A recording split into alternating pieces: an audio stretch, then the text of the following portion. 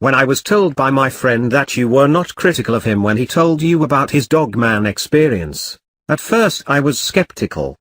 However, after speaking with you I realized that you are the real deal. This encounter I'm going to share with you can be verified by my 19-year-old son. Both my son and I are what you call Cajuns here in Louisiana. I spend the majority of my free time hunting and fishing in the bayous of southeast Louisiana.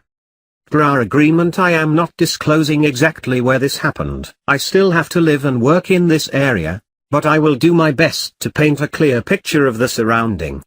It was early August and my son and I had spent the entire day fishing. I have an 18-foot Alumacraft boat with a Yamaha 40 motor. On the front I mounted a trolling motor. It is a Minnesota Cota 45-pound thrust battery-powered setup. The max speed on this motor with 2 people on my boat is 12 miles per hour through calm waters. It was just turning dark when our encounter began. The Yamaha 40 motor on my boat was noticed also. My son and I always tried to get out of the bayous before dark. As expected, the Yamaha 40 was stalling and slow to crank up.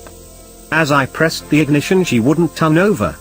We didn't want to flood the engine, so instead we began using the trolling motor to travel along the bayou to head home. It was no big deal, we had done this many of times.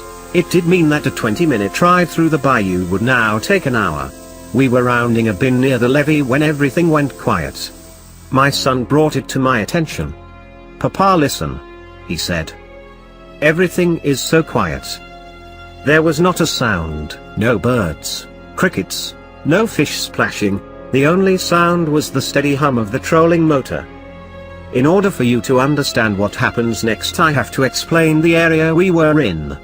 The levee is for storm surge protection. It's 12 to 15 feet tall in spots along this waterway. The levee is on our left-hand side. On our right-hand side is primary forested wetland. The bayou we were traveling down was about 75 yards wide maximum, but narrowed down to 35 yards wide in long stretches. We were in a long stretch where it was about 50 yards wide. Like I was saying, it had just turned dark and the area of the bayou we were trolling became extremely quiet. My son was on edge as he operated the trolling motor on the front of the boat. I can't tell you why, but a sense of fear washed over me. My son was feeling it too as he suggested we try and start the Yamaha motor.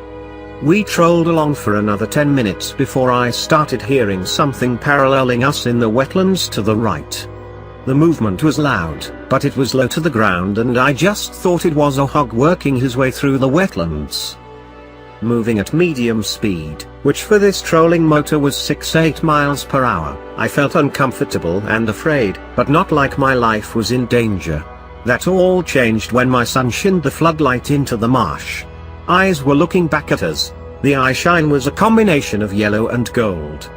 They were low to the ground. I've been hunting in the marsh my entire life and this size and color eyes shine was not familiar to me. At this point we were in a bit of a situation. We had no weapon, frankly, because until this night I felt no need for one when out fishing in the bayou. The trolling motor was battery operated, so running it at maximum speed of 12 miles per hour would only deplete the battery before we got back to the boat launch. We had an unknown animal following us in the bayou at night. This was evolving to be some straight horror movie type shit. I tried the ignition again on the Yamaha 40, but she would not start. So my son steered us to the far side of the bayou to put some distance between us and this creature. He suggested that I steer the trolling motor while he worked on the Yamaha. Now at the bow, I shined the floodlight into the marsh again, trying to get a better look at the animal. Expecting the eye shine to be low to the ground, at first I saw nothing, but as I fumbled the light a bit it shinned upwards and the eyes were now up higher. Stupidly I slowed the boat down to take a closer look. The animal was staying just outside of the light reach. We had almost come to a complete stop when it stepped forward to the edge of the bank. What I saw was only supposed to be a folk story.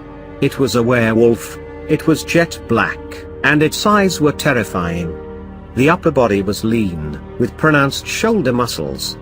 It was using its front paw to hold back a tree branch from its face.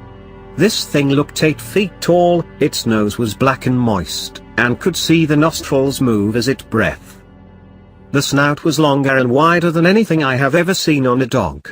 Now completely terrified, turned the motor speed back up, trying to move away. That is when the skin along the ridge of its snout began to wrinkle and it showed its teeth. Then it took a deep breath and began to growl. The fur on its chest shook as it let out the worst sound I ever heard in my life. Although it was a good 45 yards away on the opposite bank, I felt this growl in my internal organs. It was so strong, the level of fear I felt was like nothing I had ever experienced in my life. It was like being a kid again and learning that monsters are real. This fear was so intense, I wanted to jump out the boat and swim to the levee and run. My son, now aware of what was tracking us, worked frantically on the Yamaha, trying to get to the fuel filter. This thing walked on its hind legs along the bank for the next 20 yards, before it was forced to cut back into the marsh because of a small cove. Now out of sight, I asked my son what the situation with the motor was. He had just got the fuel filter out and was flushing it with fresh fuel. He only had to insert it again and reassemble part of the motor. Knowing I had a good 10 minutes before he was done, I turned the trolling motor to its maximum speed. I wanted to make sure that this animal was not able to meet us on the bank once it circled around the cove. For the next few minutes things felt normal, the crickets, birds, and other sounds of the bayou were back again. But this feeling was short-lived as the animal let out a howl from the back of the cove, almost as to let us know it was still coming for us. We both could hear this thing tearing through the wetland, loud splashes, trees and brush breaking. It was headed our way and this time at full speed. Nervously, I told my son we need to get that motor going now. "Yes sir, almost done," he replied. The sounds were getting closer. Shining the light ahead of the boat, I realized that we were not being stalked, but hunted. We were entering a section of the bayou where the waterway narrowed to about 35 yards across. This particular section would only take 3 minutes to navigate with a normal motor.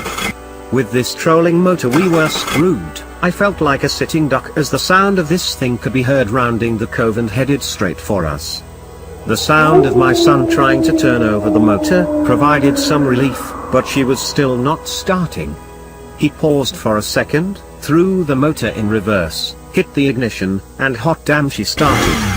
We were saved. Looking into my son's eyes, he was shaken, but he never looked back as we sped off.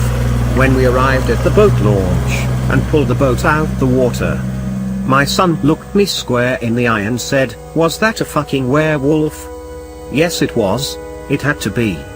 We talked about it on the ride to the local bar for a beer. The next morning he took that Yamaha 40 to the motor shop where it was completely rebuilt. It cost us $350, but I won't ever be in that situation again. We upgraded the trolling motor as well to a stronger gas version. Staying in the bayou after dark is no longer an option for us. Of course we are scared when we go out fishing now. However, we are well armed with Russian AK-47 rifles, shotguns, and flares. If it ever shows up again, it will be the one doing the running, not us.